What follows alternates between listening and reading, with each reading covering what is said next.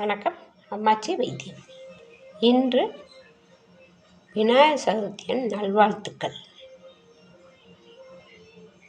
வாங்க, இன்னைக்கு நம்ம பார்க்க போகிறது விநாயகருக்கு பிடிச்ச மோதகமும் கொழுக்கட்டையும், பூர்ண கொழுக்கட்டை. இது இன்னைக்கு நான் செய்திருக்கேன். இதை பாருங்கள், இதுதான் மோதகம். இதில் நிறையா இல்லை, என்ன பிள்ளைங்களாம் தின்றுச்சுங்க. இது பூர்ண கொழுக்கட்டை. இதுதான் மோதகம். இது உங்களுக்கு பூர்ண கொழுக்கட்டை. இதுதான் பூர்ணம் வச்சு கொழுக்கட்டையை செய்யறது. இது கொண்டக்கடலை. இது கொண்டக்கடலை. இது கொண்டக்கடலை. இதெல்லாம் அருமையாக இந்த பாருங்க. இது பொட்டுக்கடலை லட்டு. இதில் கொஞ்சம்தான் இருக்குது, எல்லாம் சாப்பிட்டுட்டாங்க. நான் உங்களுக்கு வீடியோ காட்டுறதுக்காக வச்சுருக்கேன். இதை நம்ம செய்யறது எப்படி? கொழுக்கட்டை எப்போதும் செய்வீங்க. இதெல்லாம் பார்க்கறதுக்கு முன்னாடி உங்கள்கிட்ட நான் ஒன்றே கேட்பேன் இல்லையா? என்ன கேட்பேன்? லைக் பண்ணுங்கள், ஷேர் பண்ணுங்கள், சப்ஸ்கிரைப் பண்ணுங்கள். வாங்க வீடியோக்குள்ள போகலாமா? வாங்க. முதல்ல நம்ம பச்சரிசியில் இந்த கொழுக்கட்டையெல்லாம் செய்வோம். இது எல்லாத்துக்கும் தெரிஞ்சிருக்கும்.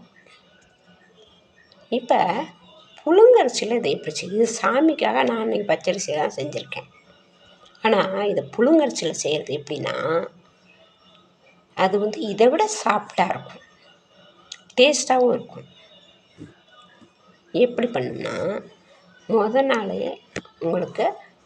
நாள் இல்லை, காலையில் நீங்கள் ஒரு 10 மணிக்கு செய்கிறீங்கன்னா ஒரு 6 மணிக்கு அரிசி ஒரு 2 டம்ளர் ஊற வச்சுக்கோங்க. 2 டம்ளர் அளவுக்கு நான் சொல்கிறேன். 2 டம்ளர் ஒரு காப்படி அளவுன்னு வச்சுக்கோங்க. போட்டு ஊற வச்சுருங்க. ஊற வச்சு அதை மிக்சியில் போட்டு அடிச்சிருங்க. ஊறின பிறகு போட்டு கொஞ்சம் அதிலே உப்பு போட்டு கலந்து தேவைக்கேற்ப போட்டு அரைச்சி வச்சுக்கோங்க. ரொம்ப நைஸாகவும் இருக்கக்கூடாது, ரொம்ப குறவரன்னு இருக்கக்கூடாது. இட்லி மாவு பதத்துக்கு எடுத்து வச்சுக்கோங்க. வச்சுட்டு அது ஒரு கடாய் சட்டியில் கொஞ்சம் எண்ணெய் ஊற்றி நல்லா மாவு கிண்டுனவுடனே அது கெட்டியாயிரும். அப்போ உங்களுக்கு கொழுக்கட்டை பதத்துக்கும் நம்ம பூரணம் வைக்கிற மாதிரியும் அடையா தட்டி அது உள்ள பூரணத்தை வச்சு அப்படியே மடிச்சு விட்றணும். அது பூரண கொழுக்கட்டை. மோதகம் ரவுண்டாக குழி கிண்ணம் மாதிரி செய்யணும். செஞ்சு அது உள்ள வச்சு அப்படியே தேங்காய் மாதிரி பிடிச்சிடணும்.